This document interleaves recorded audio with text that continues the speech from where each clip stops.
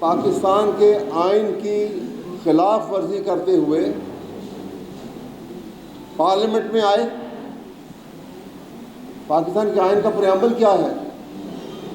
The sovereignty lies with Allah to be exercised by the people of Pakistan through its chosen representatives. اور یہ سٹونن mandate کے اوپر جھوٹے oath لے کر پارلیمنٹ میں آئے اور فیسیلیٹیٹ کرنے والا کون تھا؟ قاضی فائزی صاحب.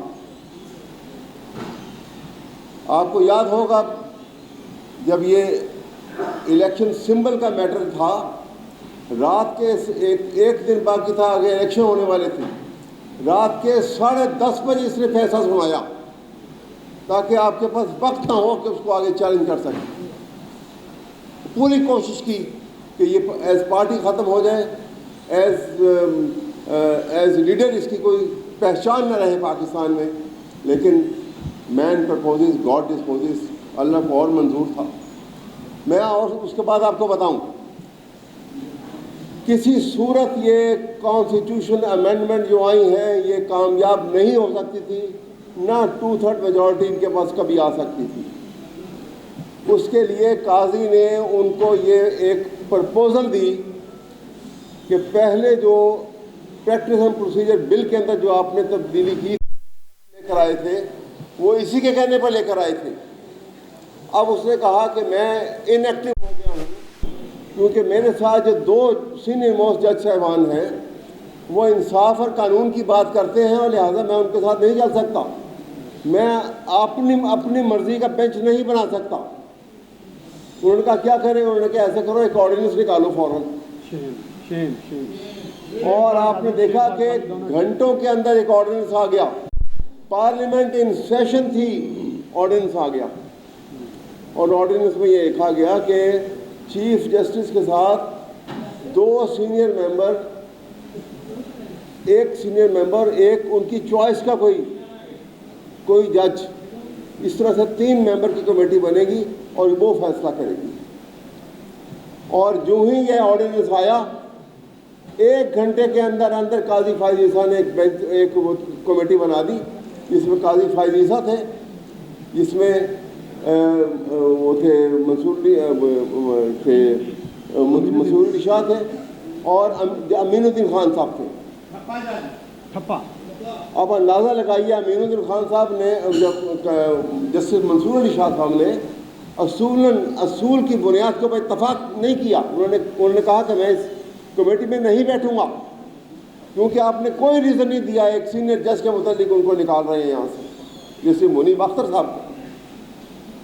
اور پھر آپ نے دیکھا کہ 2 ججز نے بالکل غیر آئینی اور غیر قانونی وہ کمیٹی 2 ممبرس کے اوپر مشتمل نہیں ہو سکتی تھی.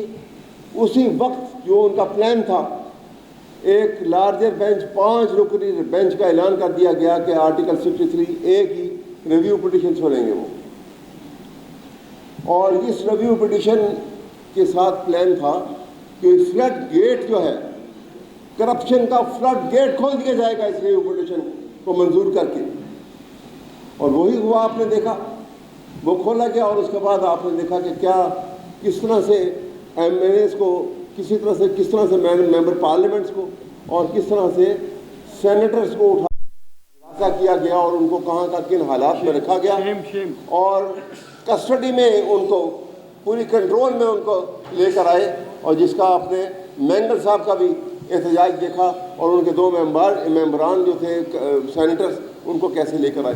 تو یہ جس انداز میں یہ سب کچھ ہوا ہے یہ it amounts to subversion of the constitution of Pakistan.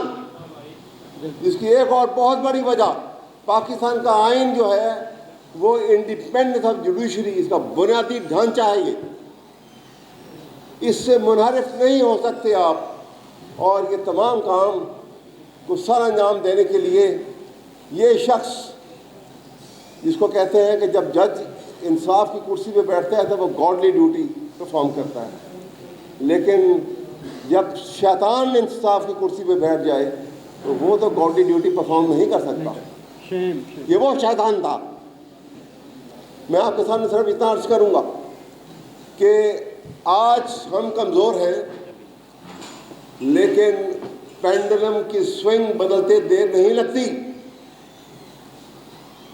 تبدیلی آنے والی ہے، اور یہ تبدیلی جو ہے یہ تمام قاضی فائز عیسیٰ سمیت تمام ان لوگوں کو جنہوں نے پاکستان کے آئین کو سب ورڈ کرنے کا ارتکاب کیا ہے، اٹمپٹ کی ہے اور ارتکاب کیا ہے، ان سب کو ایک لائن میں کھڑا کریں گے، اور وقت بتائے گا کہ یہ تمام آرٹیکل 6 کانسٹیٹیوشن کے اندر ٹرائل ہوگا ان کا، اور دنیا دیکھے گی، تب پاکستان ایک پرسکون پاکستان ہوگا۔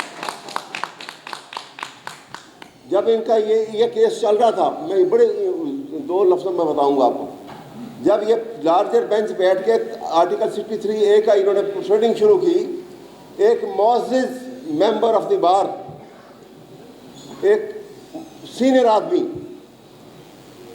جن کا نام تھا مصطفین کاظمی صاحب،